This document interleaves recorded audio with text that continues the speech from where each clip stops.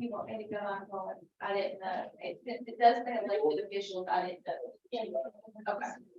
They're gonna make food. Gotta buy it. There's food all in there. We have 22. It starts at 5. Well, there was so much traffic in there, and I had to go to their thing and went for the whole day to get there at least an hour and 45, because I had to leave. We were alone.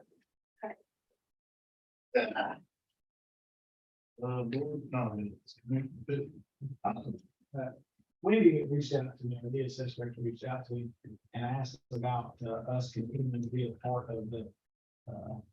Sure about it right here.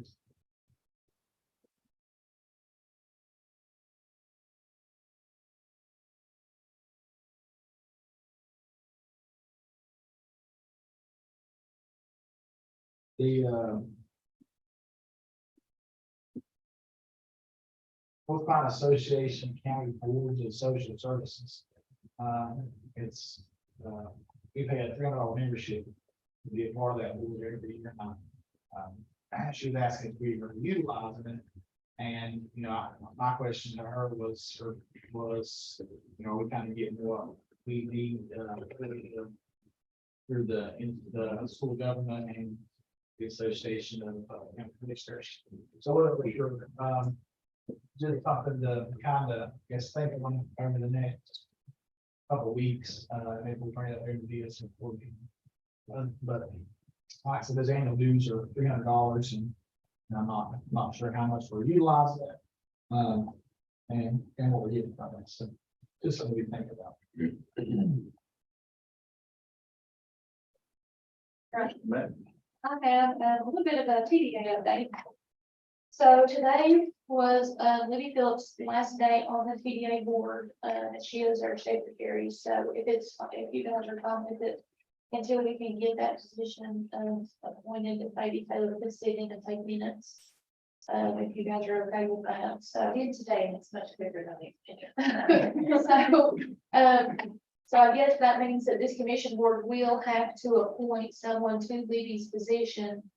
And I kind of was going to check to see if you wanted the TDA board to bring in a recommendation to you guys, or if you guys want to wait until they say who is appointed to Libby's current Main Street position. And it doesn't say anything in the TDA bylaws, but I think that was the board's consensus, was we just wanted equal representation. And so I think that it needs to be somebody from Rosemont, whether that be Main Street or the town or whatever. And so I don't know what the status. I think they're starting to do interviews for her position, but I don't know 100% what the status is on that. So yeah, we got 3 applicants for her to come in there. Yeah. So just know that today was her last meeting. She is on to other endeavors. I think she's pretty excited about it. But we did announce today, and we finalized the job description. So starting at the beginning of July, we're going to start advertising for a part-time director with potential to go full-time. And so if you see that on the county website, you'll know that's what that is. And if you know anybody, that would be a very good applicant. Once that gets posted, Alan will have access to that, so he can share that to you guys. And then we had a website and a logo update. It was a very busy one. And so the logo that the board has decided to go with was this one. And that was based off people being colorblind. They can actually see it. And then based off of, the bridge representing the Spruce Pine area, kind of like the parkway. Oh yeah, the overpass. That's what I'm trying to figure out. I was like, I've seen that bridge. So that's Seen it more. So that was very important for the people on Spruce Pine. They said, that's very instrumental of the parkway coming into Spruce Pine. And then we've got like the bridge top. And I believe she's going to modify it slightly and put like a pine tree, I think. So that will tie in Road Mountain and Spruce Pine. And then the rhododendron was representation for banks. So she should have the final draft on that soon. And then she did send us a link to the website layout, which should be going active pretty soon. And then also going to show you the ad that was ran in the Interstate Magazine, so if you get a copy of that, this is what it's gonna look like. So you can mess around with it. And so it's very eye-catching, because we flipped through the magazine that Mavis had. And I thought it looked phenomenal, like it really just catches your attention as far as like the color font. So What's the diamond back now, have you ever? Little Switzerland, it's like a motorcycle thing. Okay.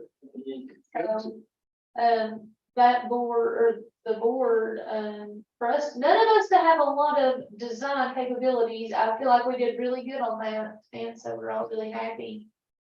So, that's everything, it was a big update, but there should be a quarterly PDA update coming up, I believe, I think it's next month. So, after our next meeting at the TDA, which will be at the end of next month, so we can review those applications, we should have a big update for you guys. Get it all set up so somebody can take it over December. That BSS board. Once a month, right, unless we feel a need to meet it. So we've scaled it back to one meeting a month. Anything of occupancy tax possibilities. I got it. We're gonna get it. I mean, I've not heard anything final, but I have a feeling that it's getting held up by one county, so I don't think it's gonna come through. And so that's why, right now, just to be safe until we see what happens with that, we just wanted to advertise for a part-time director with the potential to go full-time based on what happens with the state. So, They're in the long session now, that's what I heard. So Chris Wall, who's the EQV strategic guy that was hired by the High Country Council of Governments, he gave a report last night, and so we asked him about where that was at, and he seemed to think the same thing, that it's, he said, I think it will get through, but not in this current yeah, session, is what he was kind of saying, but he was gonna follow up on it too, for us to try to get more information. if I'm not mistaken, like the way that it's divvied up and you have to spend like 1/3 on this and 2/3 on that. There is a county that has a specific project that they want, and so that's kind of where the holdup is they want the choice to be able to do whatever they want with that. We're just asking again next year. How you can do. But if you guys have any questions, always feel free to, today's meeting was really, really good. So they're very excited, lots of positive stuff coming out of it. I know there's sometimes negativity, people think that, oh, they're not doing anything, but it does take a long time when you're starting from scratch. So I was very excited about it. Y'all done a good job. Well, Commissioner I'd just like to brag a little bit and boast over the accomplishments from last year. We talked about some of them tonight. I think we have very good and dedicated employees. I think we have great leadership in our department heads. I think our admin building is spot on. This commission board has worked very hard, a lot of hours. Sometimes slow to act, but ended up making the right decision. And you guys really think about what we've accomplished in a year. Man, I think that is phenomenal. I mean, small county, under 15,000 people, and county school, towns, $80 million worth of work being done at one time. And I think it's been a lot of cooperation, a lot of hard work, a lot of planning. And, you know, you look at our budget, we do this every year, and our department heads stay within budget or come in under budget. And I think that just speaks very highly of the workers and the leadership that's taking place. So, you know, I just like to say I'm very proud. Number one, to live in this county, be a part of this county, and very honored to be a part of this board that's made so many positive things happen in a 12-month period of time. I mean, that's a short period of time, guys, that all this has happened. So, good job.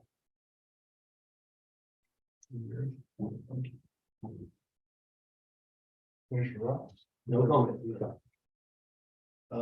Let's go with a couple of things.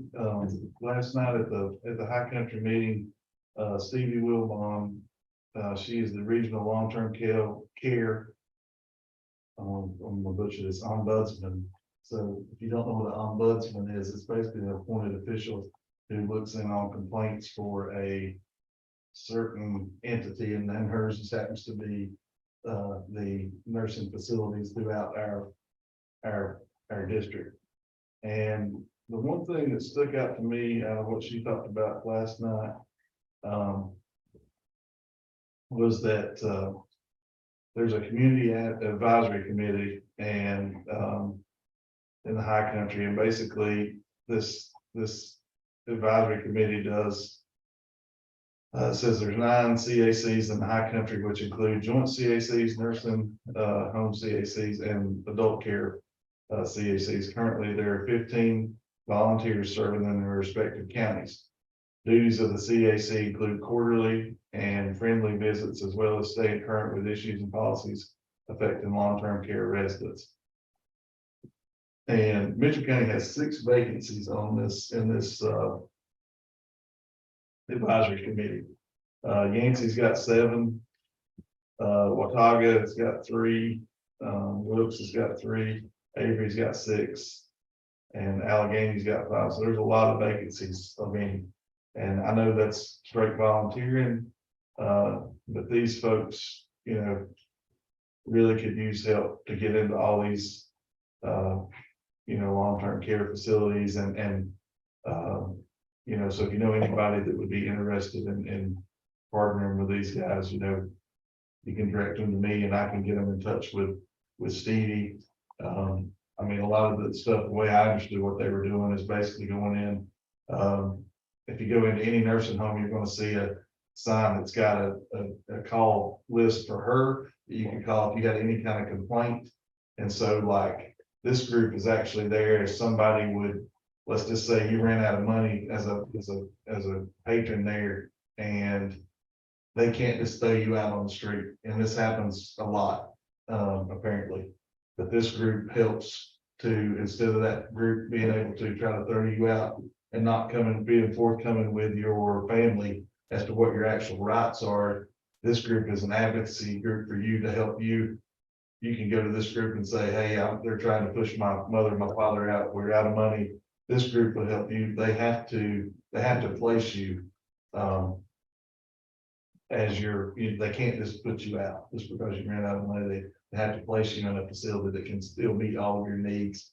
And apparently this group has to deal a lot with different things, insurance companies with different stuff as they try to push people out. These guys can get involved and help to mitigate some of that. So seems like a pretty, and then also they go and visit, make sure the conditions of the facilities are, you know, as they should be.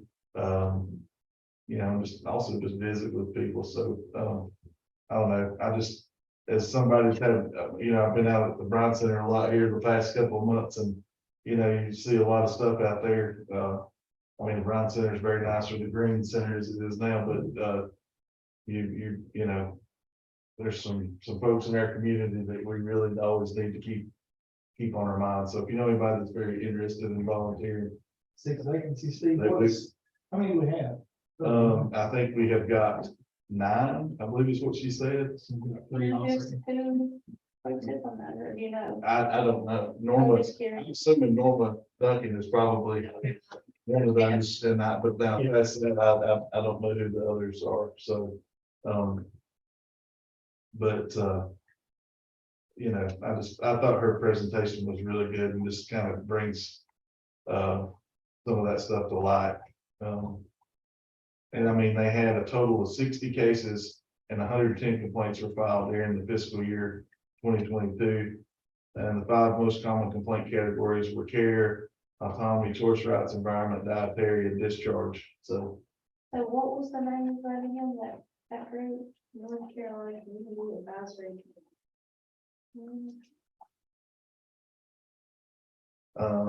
And then the other thing I had was Miss Norma Duncan had left us, something here that she wanted me to share with the commissioners, but I'll just share with everybody. The North Carolina Senior Target Legislature is doing an event program.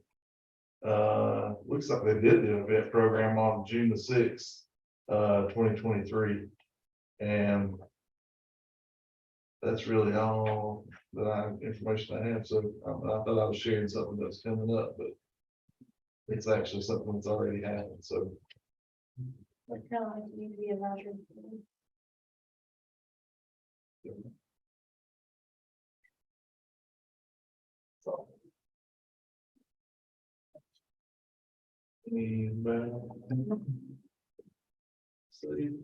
Motion to adjourn, I'll slap the gavel. Thank you. You get soft for that. I know, I'm taking, you go, please. I didn't save my hand, I gotta go sit down over here and stand out.